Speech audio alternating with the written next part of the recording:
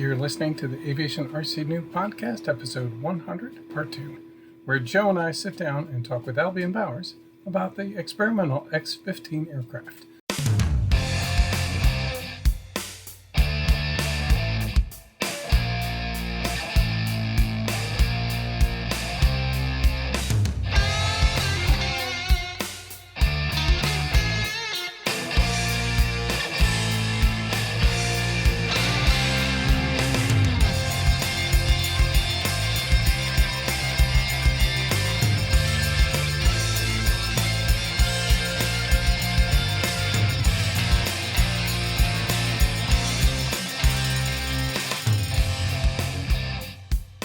Our quick history. I'm going to read some things that you can probably find on some other public sources, so I apologize. But the biggest thing is that Al, I think, has some stories to tell about the X-15, but we're going to talk today about the North American X-15. It is the hypersonic rocket-powered aircraft that is operated by the United States Air Force and NASA, National Aeronautics Space Administration, as part of the X-plane series, giving a bunch of tests to different experiments and creating an experimental aircraft. It set the speed and altitude records in the 1960s across the edge of outer space and returned with valuable data that we used in creating aircraft and spacecraft design. Its highest speed was 4,520 miles per hour. That is a little over 2,000 meters per second. And that is effectively, it was achieved on October 3rd, 1967 by William J. Knight, who flew at Mach 6.7 at an altitude, which is almost as impressive, of 102.1 feet or 19.3 miles, literally in space. Yeah, it's literally in space. It set the official world record for the highest speed ever recorded by a crewed powered aircraft, and it remains unbroken today. During this program, there were 12 pilots who flew a combined total of 199 flights. Of these, 8 pilots flew a combined 13 flights, which met the Air Force space flight criteria, which by exceeding an altitude of 50 miles. So thus, all of those folks qualified those pilots as being astronauts. Of those 13 flights, 2 of them were flown by the same civilian pilot, met by the FAI, which is the World Air Sports Federation, defined and met those definitions of outer space by that group. The 5 Air Force pilots qualified for military astronaut wings immediately, while the 3 civilian pilots were eventually awarded the NASA astronaut wings in 2005, 35 years after the X-15 flights. The last of those flights. That's what I'm going to read. There are so many in aiming to achieve this record, which is basically making a giant rocket, strapping somebody to the front of it, and sending them to space, more or less. What's interesting is basically rather than launch it from the ground, it was attached to a B-52 that was specifically designed or repurposed for this. It was launched, I don't know what, about 30,000 feet or 45,000 feet, I believe, 45,000 feet. And then it was released and the rockets were ignited. And then it basically had a somewhat vertical trajectory out into the outer orbits. It had bow thrusters that were genuinely rocket thrusters because there is not enough air molecules in that outer band of Earth space to really do any kind of controlling. So they had thrusters to maintain attitude and direction, though there were control surfaces. Let's see. The propellant was really wild. I'm trying to remember what the propellant was that I think I wrote it down over my personal notes as well as. Do you remember what it was, Al? I do not recall. You'd have to go look it up. Yeah, it's a liquid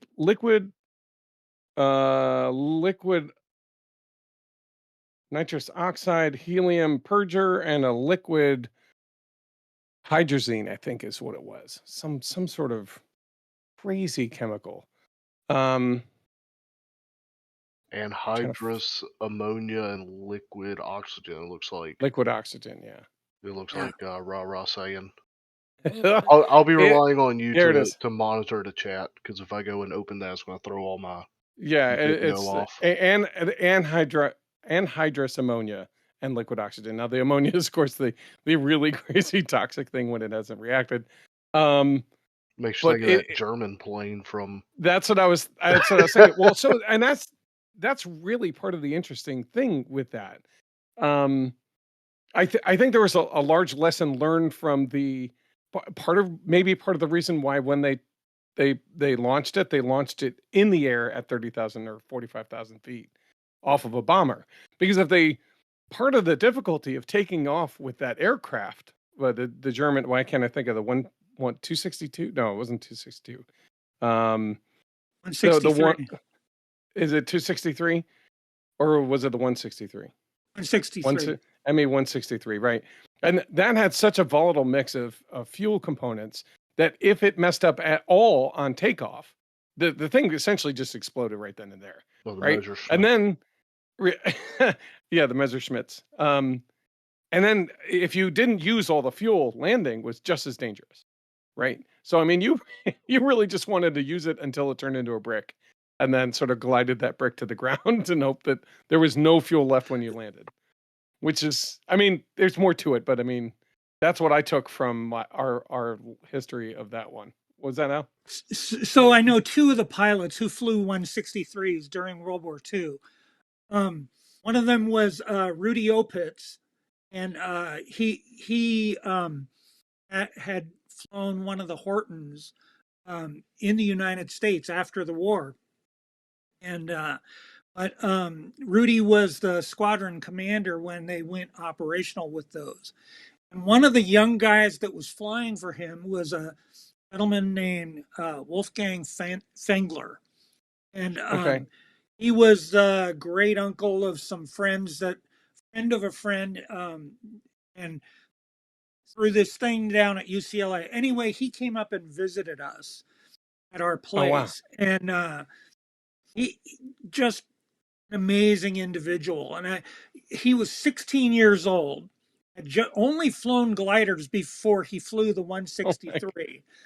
And he said the most difficult thing was when you ran out of fuel, because then you had to figure out how to get back down on the ground. And you've just flown through the formation of the bombers and made a mess out of that. And now you have the P-47s are chasing you. Yeah, that's And because you started so the hornet's nest, right? exactly. You smacked it with the baseball bat. And now you got to Well, come back through it. he said the one thing that you could do to outrun the P-47 was point the nose straight down.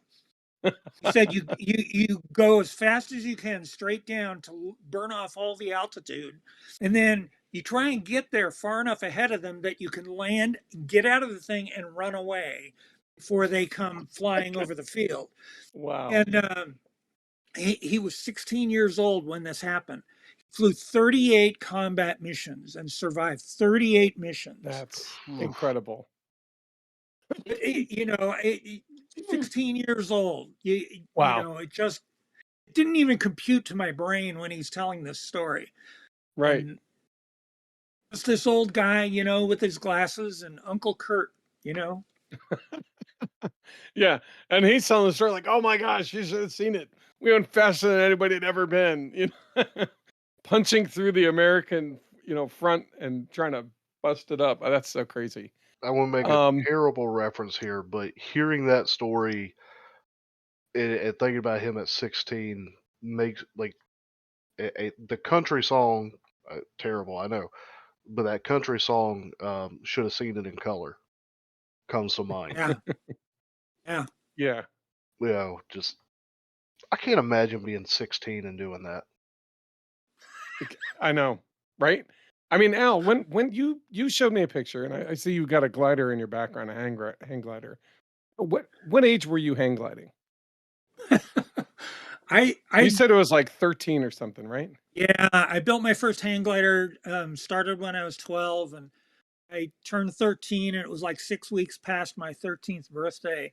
And my dad took me down to the beach and tossed me off of this sand dune. And Mm-hmm. the whole concept of landing directly into the wind to reduce your, the delta V just as you were touching down hadn't, computed yet. Oh no, right? Yeah.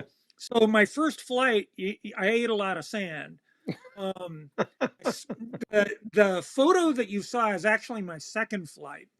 Yeah, Um, I'll make and sure we put this in somewhere in our okay, thing. and Go ahead. and that was just a soft landing, and it wasn't until about 20 minutes after that photo I made my third flight, and that was my first on the feet stand up landing.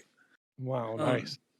yeah, But now, okay, now knowing what you knew back, at 13, flying your first couple goes, right? Imagine a couple years later, just as you're trying to figure out a car, right? Being like, hey, by the way, strap yourself into this volatile rocket engine and punch through those bad guys up there, right? right, right. you know? And then, by the way, you got to make it back here and get out of it before they find you. You're like, what? That's, I mean, a whole different world. Yeah. I'm going to go over a couple quick things about this aircraft that I think there's so much about it. All I can do is urge somebody to go and look at any of the documentaries. Most of them are done really well. We'll link to a couple of them. The tail. We talked about one of the pieces. The tail literally gets jettisoned before it lands because it doesn't have any wheels on the bottom. It has skids. It has two front wheels and it has skids in the back to land on. And so the skids can't be that long. So the tail on the bottom that keeps it pointed in the forward direction, the bottom half of it pops off basically, so it can land on a shorter piece of tail or land just off it, and then they replace that. So it's like a sacrificial thing. But what I think is interesting, there's like, there's too many. But one, the front edge is a blunt ball. It is not a point. It is not a little sticker or whatever.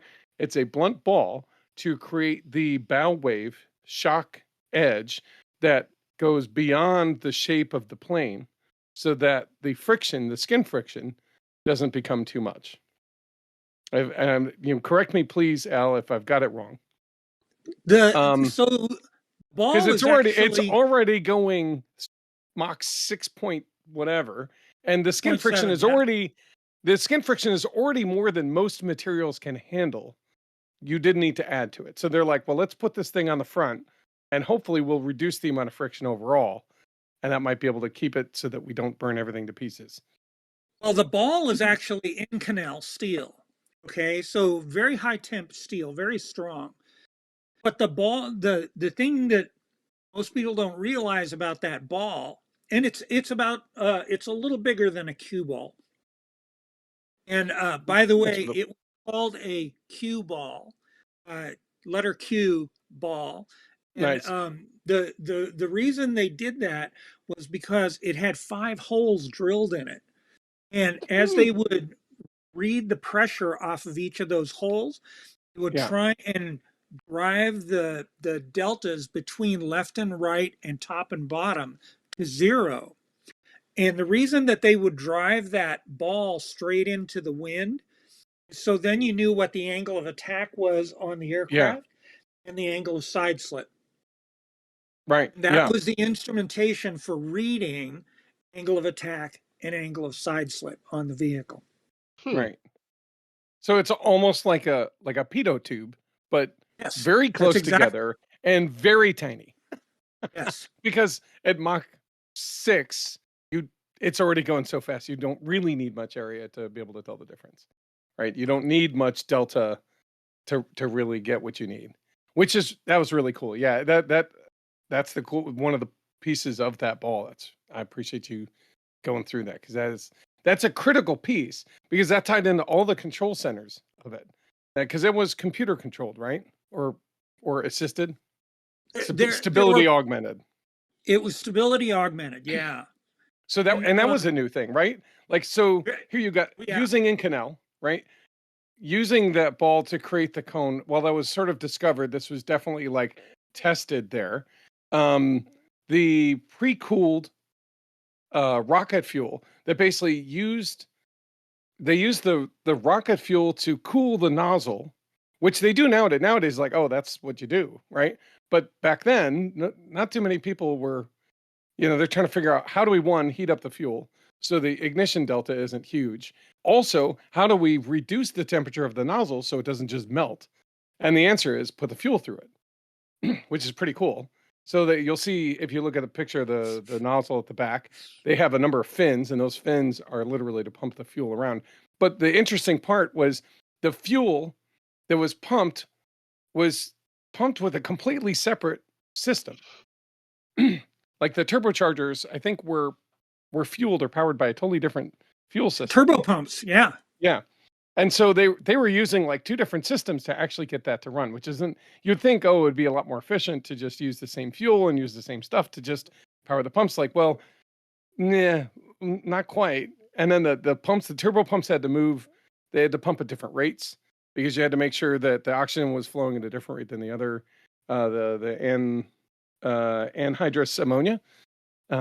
So that was pretty cool. And then there was the glass, right? It basically quartz, just solid quartz. And if I recall, I can't remember. They had a shield on the one side. Yes. That literally was a fire shield, and then the other side was, I think, open so they could at least see something, right? And when they landed the one time, because of the expansion, the thermal expansion of the different pieces of the metal, is before I think they had encapsulated the whole thing. The pressures from the deltas of the heat and the expansion and the rigidity of the container of the window basically caused it to completely shatter. Only the outer shell, not the inner shell, thankfully. Right.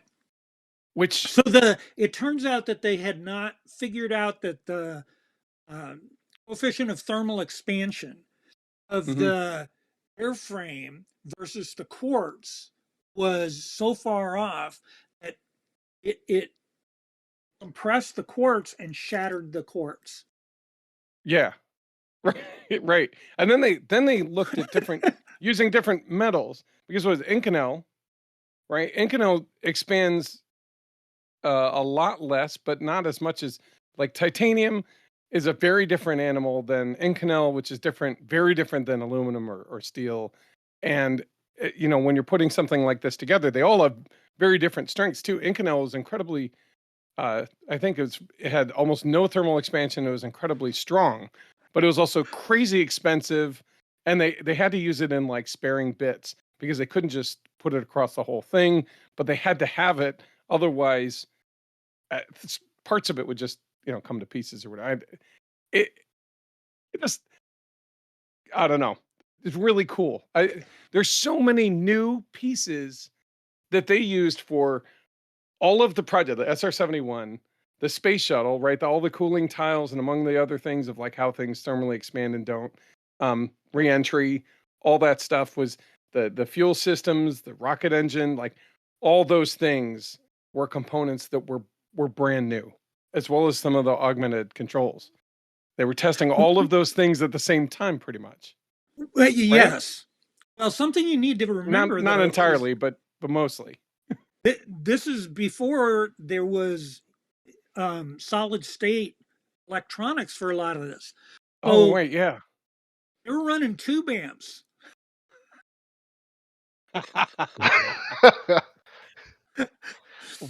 Just so right. Just right. Early like, on, wow. it was tube amps that were on board this thing. Yes. Okay. Yes. I thought you said two bamps. I was chuckling about that. It's yeah. So I'm gonna sum up. Really, please look this up. Learn about it. Check it out because there's so many details I'm missing. I'm only covering the big bulk of it, right? There's so much detail in this. Do you I've have a got to story tell, that you can share? Yeah, tell me but when. real quick, No, about take your the time. thermal expansion. It turns out that the outer airframe would get very hot, and so it would expand. Well, remember the fuels for the rocket motor are cryogenic, so they're very cold. Well, there was Right. this tube down the middle, okay, and what they had done was they would actuate the two skids in the back of the aircraft and the mains. And then Hmm. there was a cable that went all the way to the front that would actuate the nose wheel. Well, the first time they went Mach 4 with the aircraft stretched, but the cable, the steel cable, shrank because it's running through Because this. it's next to the freezing. Right, Was a hydrogen, exactly. right? Okay, so the nose gear comes down Right. at No, Mach liquid 4. oxygen, right? Like it's like liquid compressed liquid It- liquid. It's the liquid oxygen. Right. So the Very cold. It's like 170 degrees. No, wait, what is it? Kelvin. So it's negative 100 degrees C, right? Very cold. so Mach 4 and the nose gear comes down. And so you're trying to do this, slow down, you're going Mach 4, and the tire and all the hydraulics and the rubber seals um the suspension are all hanging out in the breeze, and they land on the thing, and it's like, okay, so you pull the lever. They're accusing the pilot of having bumped the lever, the landing gear lever, and he's going, I did not touch it. And they had a cockpit movie that you could actually watch, and it turns out the pilot didn't touch it. And there were like 3 or 4 times where the nose gear comes down as they're going through Mach 4. And so they finally figure it out, and so they put slack in the line later on so that they wouldn't end up actuating the nose gear. But the best part was they actually put a placard on the landing gear and said, "Do not deploy above Mach 4." Right. Don't Nice. deploy at Mach 1.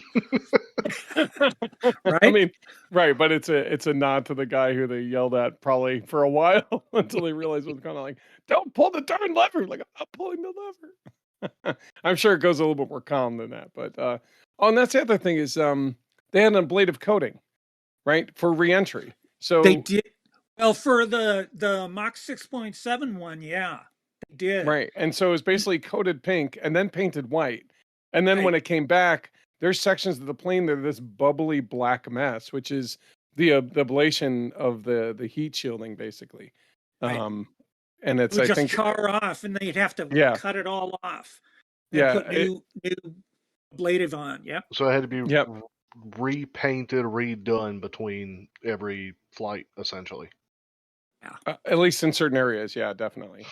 Mm. It reminds me a lot of there's a fire retardant coating that we put on steel for buildings, and it's basically a paint that it's I want to call it intumescent paint, and it basically expands as it heats up. It's almost like that those little snakes you light, and then they expand and they come out and they look like a snake or whatever as kids. It's basically like that across. So you just paint it on your steel. Right. And then when there is a fire, it turns into this, it expands, and then that thickness creates an insulation and it keeps the steel from melting Hmm. and lets the fire do its thing. It's really expensive, but when you're out of solutions, it's a solution. Yeah. Yeah. Anyway, very cool. All I can do. There is so much on it. Like, look at the shape of the tail. It's not what you'd expect. But again, tons of things. Look it up. It's one that would be if you had a bunch of rockets that you just wanted to play with. This is a model you build as an RCer, and then just hit the button like, come on, and then watch it go, and hopefully you can Right. recover it. Right? Yeah, throw a Yeah, a lot of Class fun. D motor in that. Exactly. Can we take a second to reflect on the insanity that was like the 50s and 60s? Uh, the work that Al, you, and so many others did, the things y'all are working on, and to know that we've not a lot of that stuff we haven't really gone back to, like this. We've not gone back to it. We've not topped it. At least in manned flight. Now it was insanely expensive, sure, but just looking back and hearing what as a country and even as a world we did 60, 70 years ago and just kind of left on the table. Yeah. Or that was the edge of what can be done until more technology even than we have is obtained. Yeah. Like, it's nuts. You guys were crazy. Well, now Al's not. I don't know. Al, you're not that old, right? No, I'm not. No, you But don't. Like, you might have been born maybe. No, somewhere around I'm not. I don't mean. I shouldn't. I apologize. I should not, because I'm assuming that in my mind I'm sticking that Al was working on the X-15, and I'm so sorry, Al. No. No, I'm not. I am so No, but sorry he knows for a that. lot of guys. You've talked to a bunch of did. guys who were, right? Did. And That's- the amazing thing was, and this was very typical of NASA, is you give the young people a lot of responsibility right up front, and you let them run with it. And Yeah. it was so amazing to here I was, only like 3 or 4 years into my career, and I'm ending up with all this responsibility of being a lead in this area and being responsible for these things. Right. What was? Go ahead. Yeah. No, keep going. I'm sorry. I'm about to jump ahead, and I shouldn't. Okay. Keep Well, going. there's something very fundamental that's going on, and the X-15 is significant because it is one half of that sort of problem. The space race is going on at this point, and Right. you have the spam in a can solution that is leaping forward, whereas the airplane people just thought airplanes would go faster and higher and faster and higher until eventually they just go off into orbit. Right. And that, of course, never happened. Okay. I mean, we've talked about it, but we've never gotten there. We've never been able to do that. And there was this expectation that the aircraft would eventually get there. And in the meantime, the capsule on the big expendable rocket was the answer. And it was like a paradigm shift for the airplane people. And they got left behind. And this is why you stop and think about people like Chuck Yeager. Yeager never went to try and become an astronaut. And the reason was he thought that the airplanes would eventually get there. And all the people that followed after him were the same way. But if you were one of those people who was further down the food chain, you knew you'd never get there because all these other really brilliant guys were in front of you. And so the young guys, they'd move over to the opportunity. Exactly. And then they were given a ton of just try it, buddy. Because honestly, what do we have to lose at this point? They had to solve that problem. There's there's 4 stories about Neil Armstrong, or really, you would call them emergency incidents that happened to him. All 4 of them were landing problems. So the first 3, he was trying to land on an aircraft carrier in the middle of the night with no lights. And, I heard about that. Okay, so he figures was it out. in the fog too? It was No, but because he was able to see in the blackness below him bioluminescence in the wake of the carrier, and that was how he found the carrier. Wow. Okay, and no lights. Second one was the X-15. He has this huge overshoot during the reentry, and so he ends up overflying Pasadena. Okay, missing Edwards, overflies, and he's all the way over the LA basin before he finally gets turned around. Which is on the other side of the mountains, on the east side of California. Yeah, and so he's trying to stretch his glide back to Edwards. He just makes it at the other end. Mm-hmm. And by the way, all the X-15 flights, we're talking about how fast and how high it went.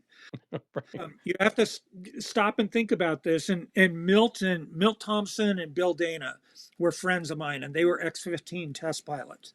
You can go look them up. Mm-hmm. And um, they Milt used to joke that the X-15 was the only airplane that you were glad when the motor quit. Because when you dropped off the rails on the B-52 and lit it, it was 2.5 Gs eyeballs in. And then the fuel would burn off. The thrust stayed the same. So you'd at burnout, you were 4 Gs eyeballs in. And then it would quit 90 seconds into the flight. And so all of a sudden you're at 0 G, and for the rest of it you're on this ballistic flight. Yeah. And by the way, and then you do the reentry, and now you're trying to do the terminal area energy management. You end up doing the heading alignment circle so that you end up on the lake bed to figure out to come out on the lake bed runway and touch down and land and stop. And from the time you dropped from the B-52 till the time you were stopped on the lake bed was less than 10 minutes every time. 10 minutes to go all the way to the edge of space and back. And yes, And cover what, 300,000 feet. half of the distance of America, right? Yeah. I mean, they'd be all the way up Wendover, Utah, before Yeah. they drop off, and then they come all the way back. You're doing that in 10 minutes every single time. And you look at 198 flights, and they're all less than 10 minutes, except for Neil Armstrong's flight, which is 12 minutes and 9 seconds. And it's because he had to stretch the glide. So, and then of course, everybody knows the lunar lander, the jet powered, has a computer failure, and Neil has to eject about a second and a half before it impacts the ground. And then, so now you dump this guy in a lunar module, and he pitches over and he's looking at a boulder field. And he's got to figure out how to land this thing. You've given this guy 3 times where he's landed the thing in almost impossible circumstances. Which guy do you think is going to land on the moon? That's the guy.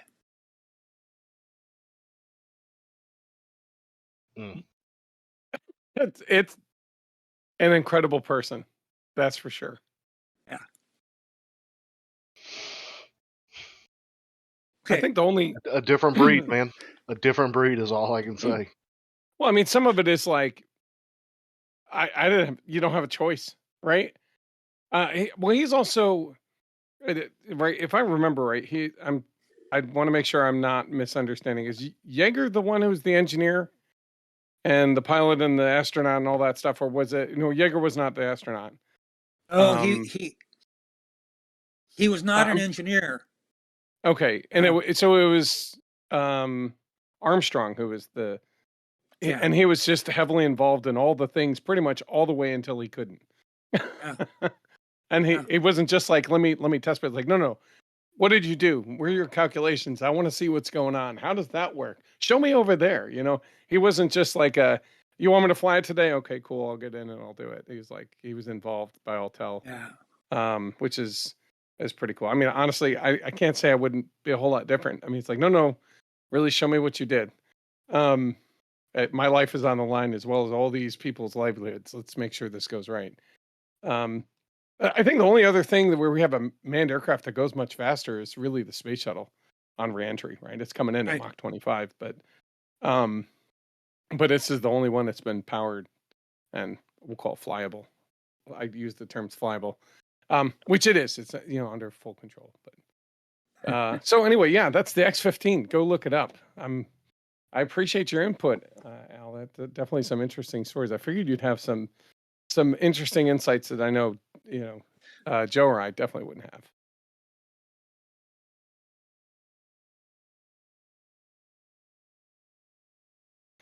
So we have a giveaway today, and we will have a giveaway for those who are listening in our YouTube channel later.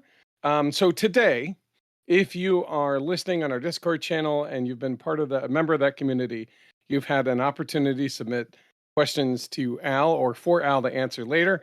We are going to take one of you at random, and you are going to win a Gladiator, which is a flying wing from Windcatcher RC. So I could also say that this episode is sponsored in part by Windcatcher RC. Go to Windcatcher RC for all your carbon fiber and aeronautics paraphernalia. I don't know. They've got a lot of great stuff there. What's that? Needs. Yeah, exactly. He is one of the leading carbon fiber suppliers for a number of different kit makers in the United States, as well as kites and things like that. So, but his inventory extends well past that. So if you have anything that you are thinking about, go over there and see what he's got, because it's almost always a really good price. Lee is an excellent supporter of the hobby, supporter of us in particular. He's helped us out with a handful of little things here and there, and honestly, he's a great guy. So if you can, go over there, see what he can help you with. But we have 2 Gladiator kits we're giving away. One today, near the end of the show. Just listen in and you'll hear it. And then we will give the details on how you can do that later in the show. About when we post this to YouTube, we're going to have a way that you can participate, and then we will choose whoever's participated on YouTube. We'll select one of those at random, and then we'll give them a kit. Yeah, and I think the reason for YouTube, one, we like this will be in a video format, but also it's a central platform. It is, and it's our 100th episode. It's our 100th episode. It only took us how many years to get here? Let's not talk about that, Joe. Well, real quick, before we move on to your history segment, speaking of sponsors, thank you, Lee from Windcatcher RC. Also, thank you to our patrons who continue to support us and help us keep the lights on. Things have been slow lately, but thank you for sticking with us, and hopefully soon things will start picking back up again. So yeah, we really appreciate those who've continued to support us along this journey as we go during I'll call it this slowdown as we kind of reorient what we're doing. But more importantly, like again, if you're listening and you have been as you get into this hobby, we really appreciate that you listen. We appreciate that you join the Discord. The community there is excellent. So I want a big shout out to our Discord community who've really kind of been amazing ambassadors for new people in the hobby. And also, if you want, consider joining our Patreons. If your support of Patreon helps keeps the website going and the lights on, and us looking forward to doing really dumb, stupid, fun projects that we have in the background here. like the giant Noob Wonder. Like the giant Noob Wonder. Woo! 2 motors. Yeah, it's a twin. Actually, I've recovered that video. So I'm going to be posting that soon. So look for that on YouTube. I didn't know you lost the video. Well, remember the whole computer crash? Right. Yeah. So there's a couple things that were hard to find. So okay, fair enough.